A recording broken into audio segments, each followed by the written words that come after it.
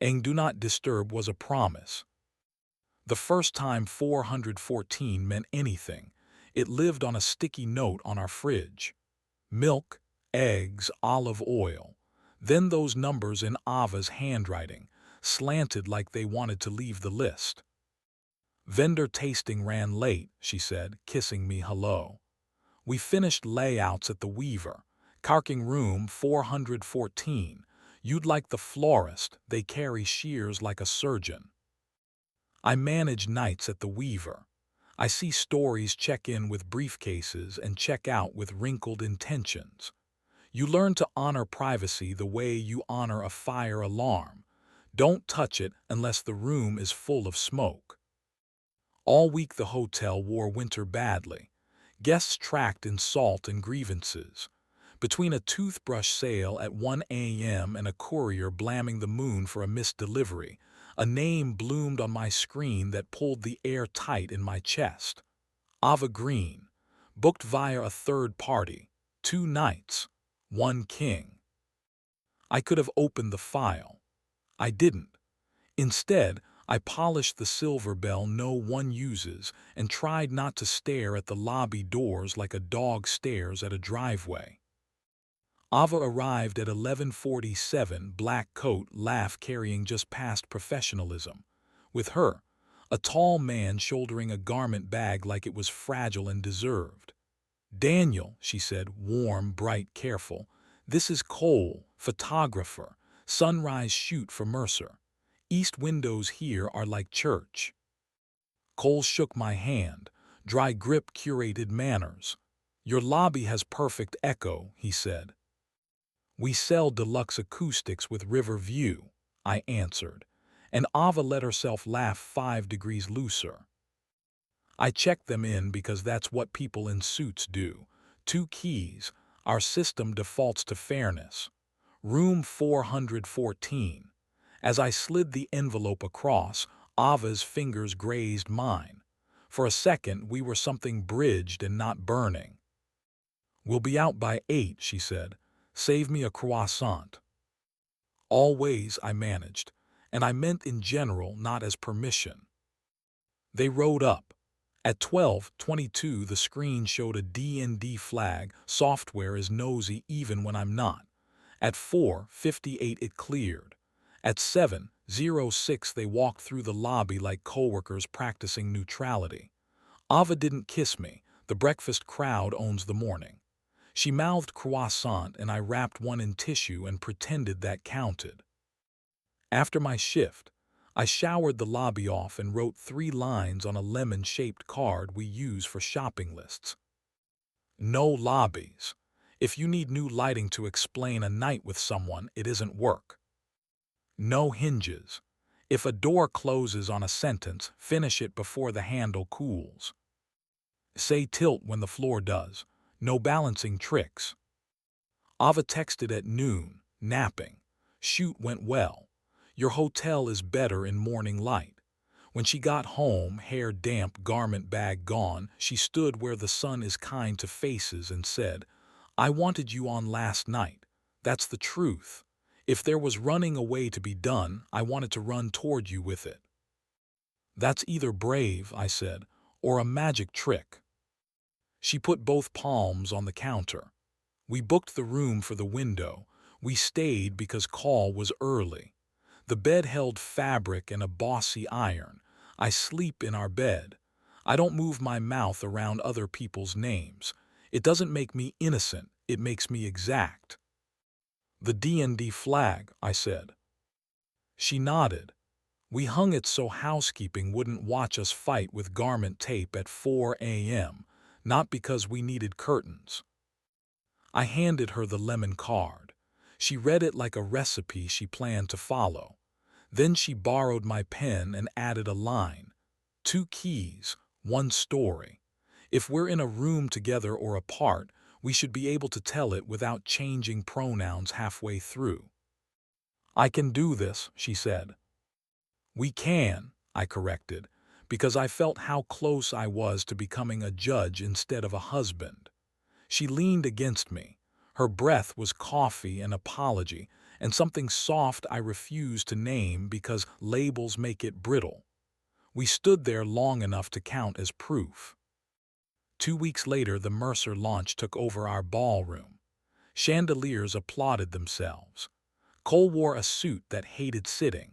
Ava moved through the room the way a song moves through a person who thinks they don't dance. Near midnight, Cole asked for the roof. 20 minutes, he said. We frame the city forgives us. You still need a key, I said, handing him mine because trust is a sport and I'm tired of only playing defense. Don't lock yourself out. I'm not scaling ladders in these shoes. Ava watched him go, then stepped into the space he'd left. I love you, she said, ordinary as choosing spoons.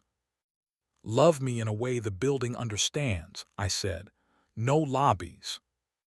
She touched the lemon card in my breast pocket like a talisman. No lobbies, she echoed. I like rooms because I think I can control them. Then I walk into one with you and realize control is just an idea with good lighting. Cole brought my key back on time and unbothered. 2 days later, an envelope waited at the desk with my name in Ava's sharp angles. Inside, a 414 keycard hole punched. Through the circle, a ribbon the color of decision. On the back she'd written, "Do not disturb" was a promise, not a shield. I'm keeping it. I slid it into my wallet where other people keep luck. Spring tried sincerity. Bridesmaids returned. Ava moved half her work home so she could watch light change across the wall and call it scheduling. Sometimes I came back from nights to find mood boards sprawled like polite invasions, palettes named after fruit and apologies. Some evenings I poured her into sleep like batter. We fought twice in a way the hallway could hear, once about Cole, once about my compulsion to measure what refuses to hold a shape. You run the place that sells privacy, she said. Try buying some. I said something cheap about key cards because cruelty is a convenience store, always open, never nutritious. We shut up at the same time and let silence win. Then I got the summer flu and forgot how to be brave. Ava dragged the couch cushion into the bedroom so the room felt like it had options. She read menus like novels. At 3 a.m., when my fever broke, I cried like men do when no one is looking. She put her head on my chest and said, "Say tilt when you need to." I said tilt. She flattened the floor. Months later, an old couple checked into 414 for a secret anniversary. A floor that feels like a favor, they asked. I gave them the east light and stayed away. At checkout, the man said, "We slept with the curtains open so the day couldn't sneak up." After they left, I went up to reset the safe. Housekeeping hadn't arrived yet. The bed was politely destroyed. A peach sat on the sill, surrendering to sugar. In the closet hung another hole-punched card on a ribbon, different handwriting. "Do not disturb" was a promise. Maybe we're all practicing the same sentence until we can say it without writing it down. When I brought the find home, Ava was designing invitations for a museum gala devoted to timepieces. "They want guests to feel the hour," she said. "Let them stand in a clock room," I said. "Let them hear a beat before the music starts." She smiled with the part of her that survives parties. "Tonight," she said, "no vendors, no lobbies, only the rules we wrote." We ate on the floor because chairs felt ceremonial. We talked about Ohio grandparents, lemon cards, the lie of hotel pillows, and the truth of hours. We left our curtains open and let the city move across the wall like a projector with nothing to sell. At 1:11, I woke for no reason, looked at her hand in the middle of the bed claiming both countries, and let the minute be itself. In the morning, we added a line to the pantry card. 2 keys are useful, 1 door is enough. We taped it where only salt and sugar could judge us. I stuck the hole-punched 414 card on the fridge where this began. It looks like a keepsake, not a warning. I like it that way. I don't want to live inside alarms. I want to live inside choices. At work, when a D&D flag pings, I think of the old couple and their open curtains, of the peach giving up sweetly, of Ava saying sunrise like a blessing, of myself trying to be the kind of person who can say welcome to everyone who deserves it, including the version of us still learning to be exact. What our marriage is now: a hotel with a very good lobby and better rooms, a place where we hold each other's bags when they get heavy and check in without pretending we stole the keys. Do not disturb means we're taking care of something together. 414 became a word we pronounce correctly. The promise didn't make us simple, it made us precise.